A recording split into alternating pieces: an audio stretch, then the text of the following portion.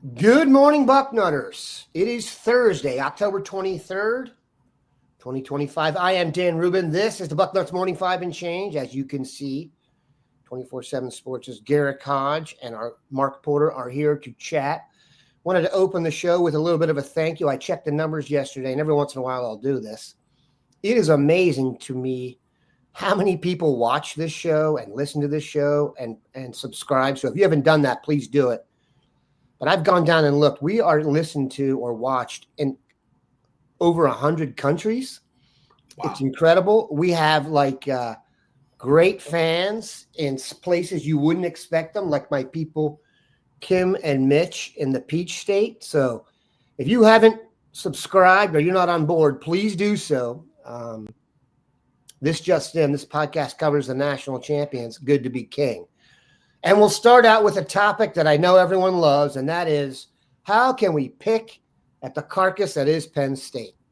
Penn State actually was on their way to building a really nice recruiting class, and to tell you the truth, I think James Franklin has actually recruited, except for one position, pretty well, and which added to the intrigue and probably the hullabaloo over on our brother-sister site in Penn State. But I must also say this. I am the only one here this week. My family is spread out across the globe, literally. That means Brad. So I've got him set up, looking out the window, guarding the territory, but he is going to chime in when he wants. Hopefully it will not be to the point where I have to hit mute and then these guys take over. But I know some people love Brad, and he will be here. Now, here's who they also love. Back to our original point. Penn State recruits that could be Buckeyes, or at least that we have interest in. Garrick, let's start with a big one. It does seem like we talk about Tyler Bowen here a lot on the show. He's been doing yeoman's work on the trail since he arrived. Could you please bring us up to speed on the latest potential target who has a name that many people have? Yeah, I think the primary target regarding Penn State commitments right now is Harrisburg, Pennsylvania offensive tackle Kevin Brown. Kevin Brown in the 247 Sports Composite is the 59th overall recruit nationally and the 4th offensive tackle nationally. We said on the Tuesday show that Tyler Bowen is still taking some big swings. He was in on Monday to see Darius Gray, 5-star offensive lineman from Virginia. And on Friday, it's possible that he makes a trip to Harrisburg to see Kevin Brown in action.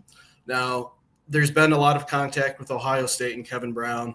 They're trying to get him on campus for an official visit. They're taking their shot here. Obviously, Kevin Brown, being a Pennsylvania guy, has a lot of loyalty to Penn State. But he's also a recruit trying to do his due diligence and try to play out the recruiting process. And, there's a lot of turmoil going on at Penn State right now, and they don't know what the coaching change is going to be. They're just trying to get some clarity like everyone else, right? So Kevin's doing his due diligence right now. Ohio State would love it if he came to visit, and if Tyler Bowen goes and visits him on Friday night, like I think he might, that's just another indication that they're really taking a swing at it, and they're trying to indicate to the young man that they have a true interest in him. And, I mean, just taking a look at his frame, 6'5", 270 pounds, it's a frame that really sounds like it might stick at offensive tackle. Marcus, your thoughts? Let's bring him up here. Yeah, these are his high school highlights. Of course, I went back that far on him, but you see him here at offensive tackle, where you see the long body and how athletic he is. Finisher, coming out of high school, he looks like a lot of the guys we're recruiting right now. If you could pull this guy in, more power to us. This is why I'm not worrying about high school recruiting, because these situations like Penn State are going to pop up again next year and the year after. And we're just going to keep plucking guys like this, right out of the portal. So, yeah, hats off to the Buckeyes for getting in on this guy. Hope we can grab him. Quick clarification, Mark. He is a current senior in high school right now. Oh, okay. Commit. I thought you said portal, and I was a little excited. But, yeah, this is great. Tantamount. Maybe we need to come up with a new term. There almost needs to be a new term before. And you know what? I was just searching, possible portal guys for Penn State, and Chaz Coleman's top of that list, and Tony Rojas and Luke Reynolds and Jackson Smolik. There's some guys that are trying to jump in there. And then out of high school, it looks like the decommit list of Keemon Spell and the is it Leighton Von Brandt? Yeah. Oh, that guy. Tackle. Yeah. Gabe Jenkins, Davion Brown, Khalil Taylor, Alexander Haskell. I mean, the portal or who they're losing in commits who are already committed, which feels like a portal loss. I mean, geez, oh man. I mean, there's a haul right there of gold that bring them all in, you know. Von Brandt, I think I'm pronouncing. Yeah. Von Brandt, I think I'm pronouncing that correctly. From the recruiting hotbed of Delaware, I think. Boy, he's an impressive looking dude. Also, there's a ton of pictures of him because I think there's like 15 football players in Delaware. And so they take pictures of tons. So for art purposes, that'd be great. And we will keep it locked in there. Obviously, the talk of Penn State and such is only going to increase when the teams meet on the field. And that'll be kind of an audition for their current players. I hate to say that way. There used to be some kind of like gentleman's courtesy about not talking about other teams' players, other teams' recruits and such.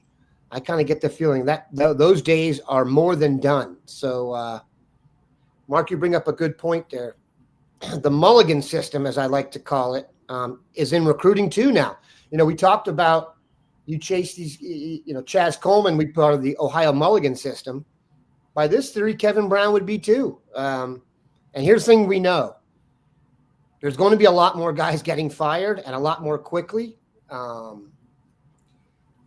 I think there's still 2 or 3 schools with legit recruits that could move on from their current people. So very interesting. All right, we're going to do something a little more fun here. Garrick was nice enough to send Mark and I a list, and we are going to talk about if we could add a 2026 recruit, who we would take. I'm going to go first and take the low-hanging fruit. So they're in the mix, and when Garrick – actually, you know what? Actually, I'll go first, but then Garrick will kind of bring you down the names. I would like to see them add of the guys they're talking to. Not the most sexy name, but I would like to see them add running back Amari Latimer out of Georgia. Just because as I see it now, and I'm trying to project forward with the Ohio State roster, I could be wrong, and I'm not trying to escort anybody out of Columbus, believe me, but I could very easily see the running back rotation next year being number 1, Bo Jackson, number 2, Isaiah West. And if that's the case, I see both of them as almost your every down back types. I always like to have one guy on the roster who can smash it up in there and, you know, maybe handle your – like this is what I wanted Master Teague to be back in the day for those of you with the Wayback Machine, not that way back, where you get everyone a little bit tired in the second half, then you throw out a 230-pounder to run straight at them a little bit, rest up your guys. And keep in mind, they already have Turbo Rogers in the mix too. So your little's a bad choice of word. Your slot speed guy, you've had it. So then you'd have, you know, Jackson, West, Latimer, Turbo. Now that to me is a quartet with both talent and skill. So I will defer now to Garrick. And Garrick, if you could kind of bring us up to speed of the names you sent us, that would be helpful. I probably should have gone to you first. Yeah, it's okay. So we were talking about ideas for the show yesterday, and we thought, you know, it would be really fun if we could play a Pick Our Guy segment, if you will. Not necessarily for who we think is the best player, but who we think might be the best fit at Ohio State in terms of if you get one let's call it Mark's favorite line. If we get a mulligan and we get to pigeonhole a guy into Ohio State. So I broke it down into 3 categories just to give everyone an idea. Realistic, tough but doable, and this one I didn't think would make it to the airwaves, but here we go. The last one is long shot but YOLO, right? Anyhow, so I put in 3 guys in the realistic category. That's defensive end Dre Quinn. That's running back Amari Latimer that Dan already just brought up. And that's recent linebacker offer Braxton Rembert, Wake Forest commit. Tough but doable, I have Micah Champ-Smith, Danny Odom, Jay Timmons, Elijah Littlejohn, that's another Penn State commit. Duron Parks, long shot but YOLO, I have Luke Wafel, the obviously priority defensive end at USC, or USC commit, I should say. Darius Gray, who Tyler Bowen just visited on Monday. Max Suter, the tight end committed to Alabama from Illinois. And Xavier Griffin, the linebacker that's 5-star that's committed to Alabama too. So picking from that group, I just put those into different categories because I was like, well, when you pick your guy, you could take your pick on if you want to wish cast or if you just want to go, I just want to go with the stars aligning and I think I'm going to pick my guy. So, and there is a lot of optimism that Amari Latimer will eventually be an Ohio State running back. We'll see if that comes to fruition. A lot of mitigating factors there, one of them being that his brother's on Wisconsin right now. So, I'm sure the appeal of potentially playing for his family is really high over there. But we digress. Now that I've just listed all those names, Mark, do you have a preference on who you would pick from the names we said there? Yeah, I went through them all, and I didn't know if we were supposed to pick a couple from each category. I didn't want to say I just want to take all of the guys at the bottom because I could have just went Luke Wayful and Darius Gray and called it a night. But yeah, those were my two. Like, let's take those two from that group if we can. If we don't get them, that's okay. I know Dan wanted Amari Lattimore, but like I think he alluded to, there's guys on board now, so it's going to be tricky filling that spot. He's worth taking. He's a depth piece, but he wasn't my top priority in that group. I as a scout fall in love with like Drake Quinn. That 6'4" frame stands out, high motor, got after it, just room to develop, could do a lot of different things. Elijah Littlejohn, the linebacker from West Charlotte, might have been a little more explosive and a little better player, stands up and does some stuff like that. So I like those two guys. Braxton Rembrandt, if I said the last name right, Rembert. There you go. Okay. I just want to make him a painting. All right. Rembrandt would be better, but Rembert's good. That's the way his film is like a Rembrandt. It's perfect. There you go. That 6'5" frame. I'll take those all day long, and we'll figure it out when he gets here. We'll give him the Mick Mariotti. He's twitchy for that size. You can tell he's thin on film, but give him to me. Micah Champ-Smith, I'll take the offensive lineman. We want as many of those guys as we can get. I will overload or over scholarship offensive lineman. And then Daniel Odom being the long cornerback and having some length and fitting the mold. It's been so successful here. Watching him in a few man-to-man clips, just doing research. I'm like, yeah, take him. Take as many guys like that as you can. And that's no disrespect to anybody else on the list. I just kind of fell in love with some of those long, talented linebackers. I know I put 3 of those on my list. Mark likes traits. We know this. And he's reasonable. That's reasonable considering the fact nobody talks to college. There's no common sense to what position we need or where it fits. It's just like, give me talented freaks. That's one good thing about Ohio State now, and I realize this is it's a first world thing. I'm not even sure there are any positions that are that hurting. I could be wrong, but go ahead, Garrick. And with the Mulligan system, I'm sorry to interrupt. You're right. I know where you're going. Yep. Just take the best available. Stop filling positions and saying, we don't need a guy. We'll take a stopgap guy who, no, just load up on talent. And I will say this. I agree with that, but the luxury of Ohio State is you have to be built to do that. You can't just start taking people willy-nilly and overloading at different spots because it's a salary cap league now, people. You can't, you know what I mean? Ohio State's got a great base and a great system while they're doing it, but it's a salary cap league. Go ahead, Garrick, your choice. Buck Rational's got me cracking up in the comments. Speaking of digression, and I do appreciate the clarification. He said stupid autocorrect. He called me Garrett instead of Garrick. Don't feel bad, Buck. It is nothing I'm not used to. I was going to say. These two guys don't even know this, but my brother's name is named Garrett. No way. Our parents hated us. Your names are – who's first? Okay, so he's not my blood brother. We've just been in each other's lives since we were 7. We'll give them a mulligan then. We're exactly 2 months apart in age. Oh, wow. Yes. So he was born June 1st, 1992. I was born August 1st, 1992. If you want to know my age, there you go. You have it. But I've just been reading that in the comments and been cracking up and just wanted to fit in with the Bucknutters and be the king of digression, just trying to learn from Dan's example. That's what I do. Anyhow, to answer the question that it took far too long to answer, I will not pull a Mark and list off 5 guys. Darn it, because I'm going to stick to my guns. And while it would be very easy to say a defensive end or a defensive line, because that is a very strong position of need. I am going to say I will pick Danny Odom, the cornerback committed to Nebraska, had a lot of interest in Ohio State. If it wasn't going to be Nebraska, it was probably going to be Ohio State. They're hopeful that they can get him on a visit in the next couple weeks here. We'll see how that turns out. But like Mark was saying, Tim Walton has a type.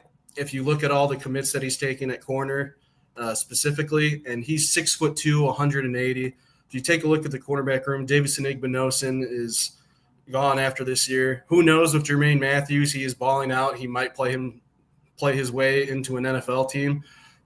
He's just a super talented defensive back. And I'm looking for a guy that could be the next Devin Sanchez that comes in and plays right away as a freshman.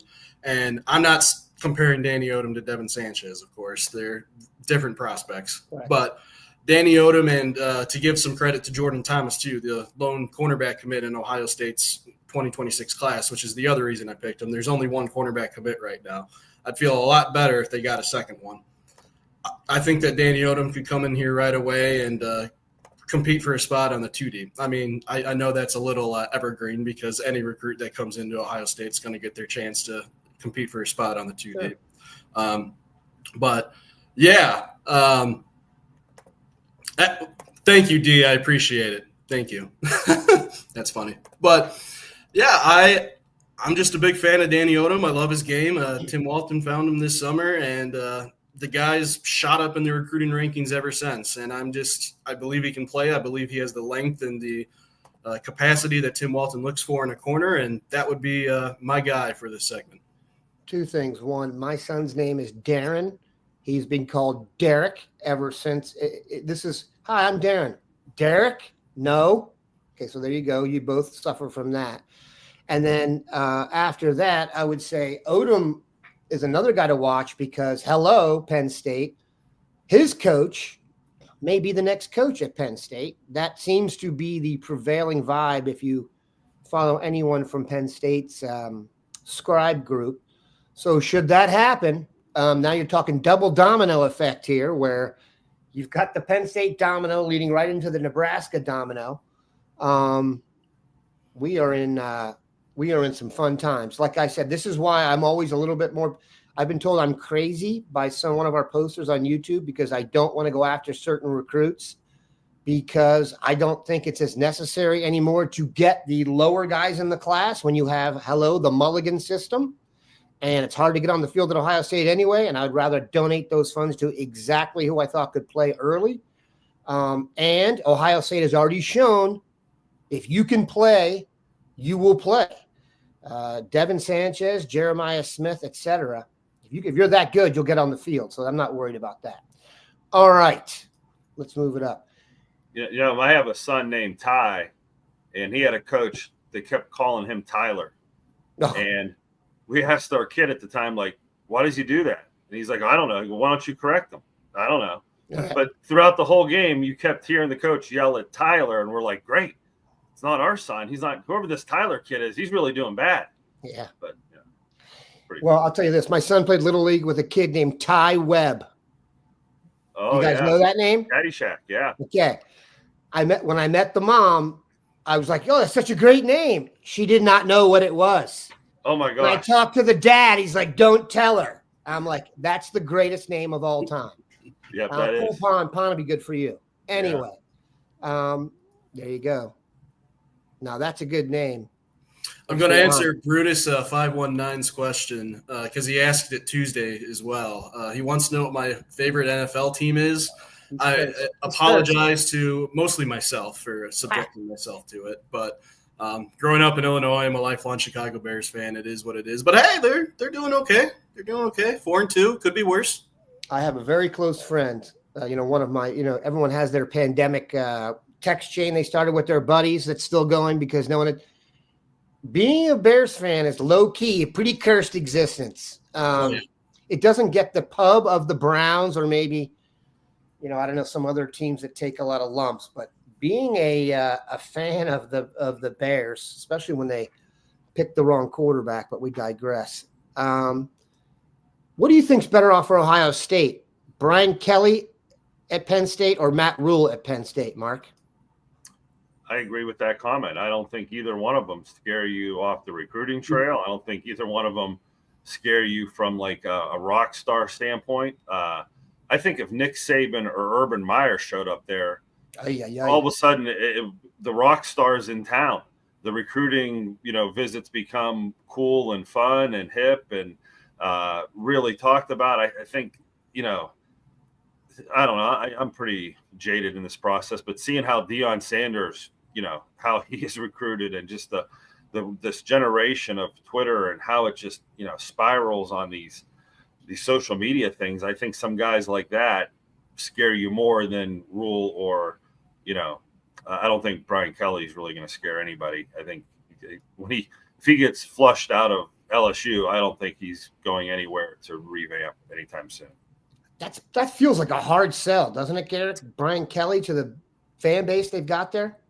Well, we know he's willing to do cringeworthy videos with recruits, right? So he's got that going for him. And he's going to learn a brand new accent day one on the job. Oh, yikes.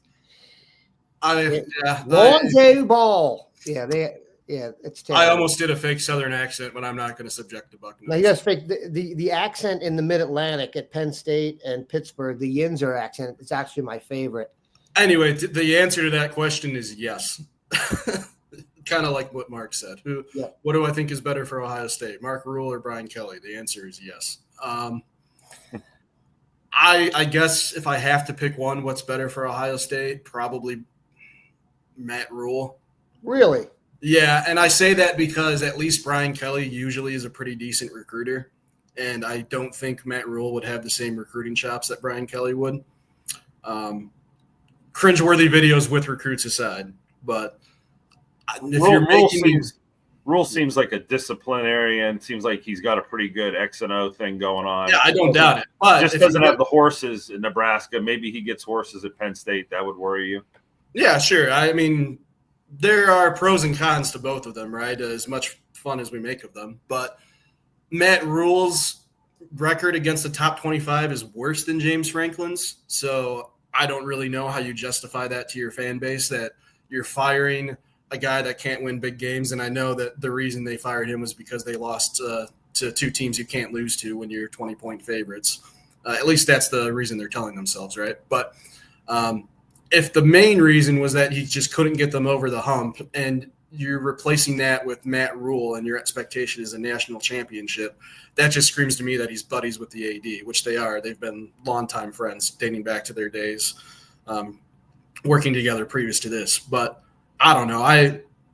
We'll see. I mean, like everything, I'll have opinions on rumors at the time, but I'll save my biggest hot takes for when the deed actually happens, and then I'll move off.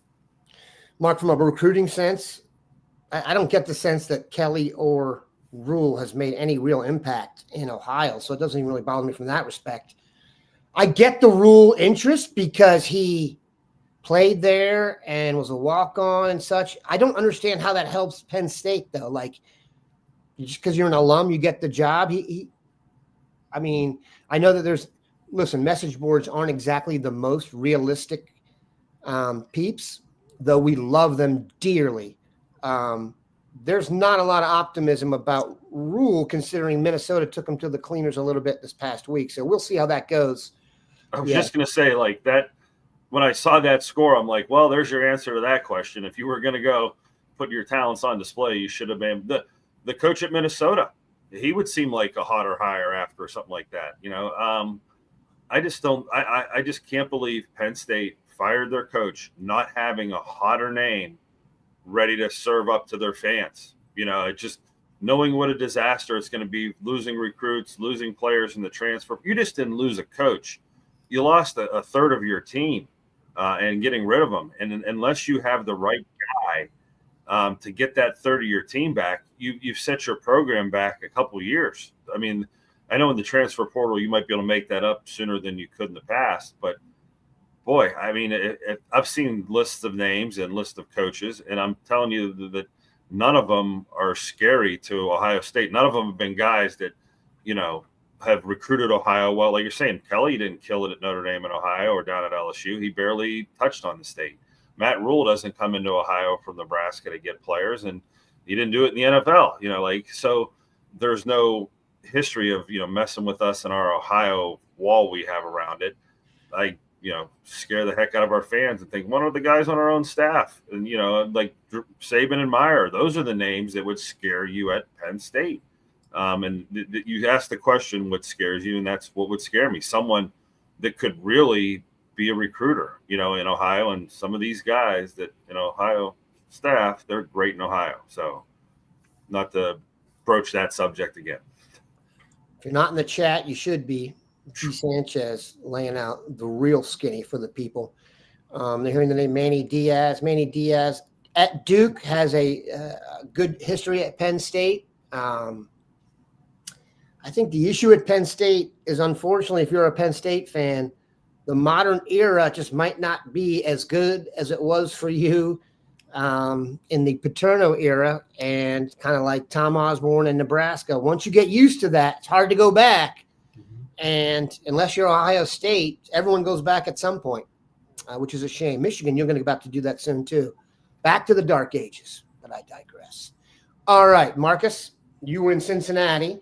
Yep. Sometimes called the state of Cincinnati, because if you look at some of the recruits Ohio State has technically missed on, if you go to a Catholic school in Cincinnati, it could be a tough cover. They've also had some success there. One of the few people that's really out and out rejected Ohio State from the state of Ohio is Michigan's main running back now that Justice Haynes is injured, and Jordan Marshall, and looks good. So that's a bridge we will cross at the game. But Mark, tell us who you went to see first and why, and then I'll bring up the video. Okay.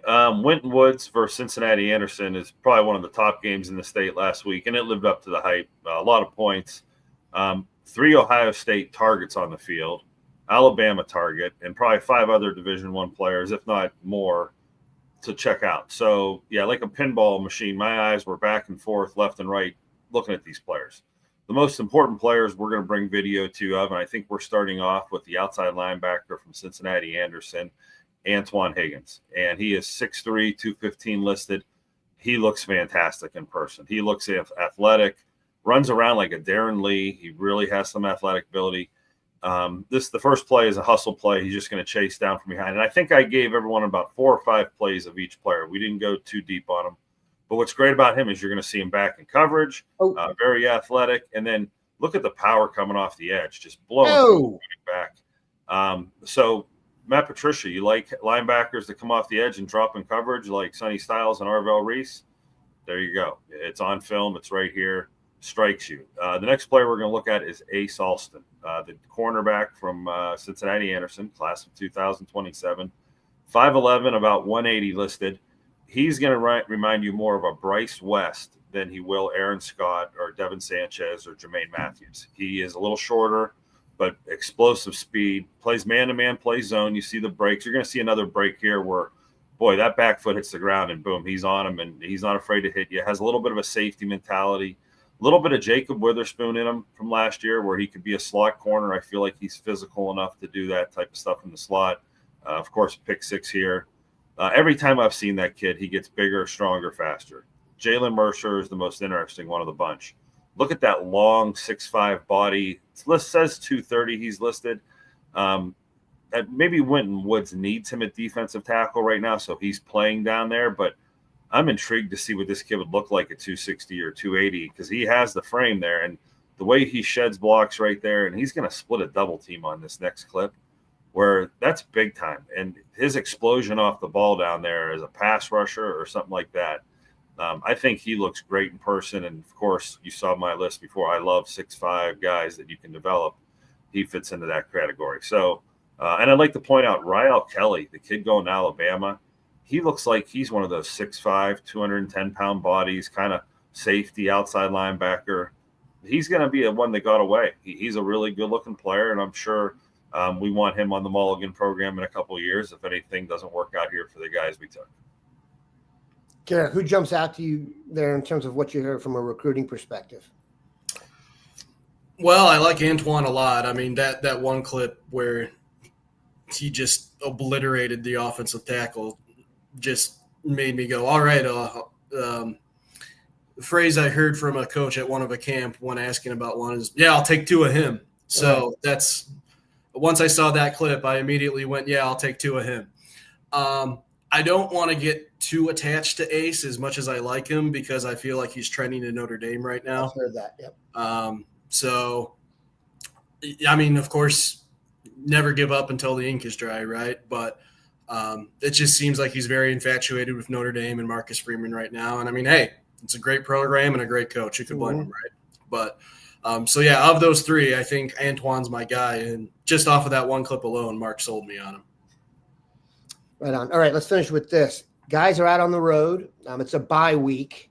What do we expect the staff to be doing? Are there any guys you think are going to get a visit? Who do you think is a priority right now for the staff? Well, for sure, Kevin Brown. I think Keenan Bailey, I think, is still on the search for another tight end. Mm-hmm. I think we didn't talk about this, so I will. I think he's taking a look at a couple different tight ends in Ohio. Nick Lauder, the Louisville commit, is certainly one of them. But I think we said in my list that long shots, but YOLO. He doesn't know how to quit Max Suter until he gets a definitive no, he's not coming. I feel like the tight end commit for 2026 or the race for the tight end commit in 2026, I should say, will come down to the wire. I think there's a couple guys that they're looking at. Of the three of them, I like Nick Lauder a lot. We'll see if Keenan Bailey agrees with me. But Mark can talk a little bit about him too. But, yeah, I think before they offer an in-state guy, and there's a couple that are in like that 3-star range that perhaps they could flip him at the last minute. I think they want to get a full in-season evaluation before they make a move on him. And I also think they want to hear a definitive no from Max Suter before they really go all in on one of the Ohio tight ends. So, Mark, what have you seen from Nick Lauder from the time you've been able to look at him, and how do you think he might fit if Keenan Bailey goes after him? Yeah, I think what I was told this summer is he kind of fits the Brody Lennon category. I don't know if I have the video pulled up here. That's all right. Don't worry about it. Yeah. He's kind of the Brody Lennon category where he'll be like a second tight end in the class, the developmental one. The kid who, if the way he looked senior year is the way he looked junior year, his stock would have been way up. So he was one of those guys that was close this summer. So I'm on board with that. As I was looking at some of these, 27 names, I wonder if they go see the kid out of Liberty Center, Kellen Weimer, because he was just offered by Notre Dame. Do you protect that kid? How bad do you want him? He's up in that northwest corner of Ohio. He was a small school kid. You guys offered as an offensive lineman early. Now you got to put up your dukes and fight. So let's see if they go visit those type of guys. D'Angelo White at St. Joe's. I'm thinking 2027 kids are who they're going to be mostly out on the road wanting to check up with. And Mason Willard at St. Clairsville is another offensive lineman that's starting to kind of blow up nationally, and you better put a fence around him if you really want him. They've only offered a couple 2027 kids. I'll be interested to see if they go see Judah Blair down West. And they have Lakota West has 3 or 4 other possibilities. Every time I scroll on Twitter, someone else there's getting their first offer or arriving on the scene. So that's a good place to start. And then, they're probably going to go see Sam Greer, but the Feasters are 2 kids that I wonder how far away, are those guys from offers, because their offer list is blown up. And I'm trying to focus on 27 names as I scroll through here.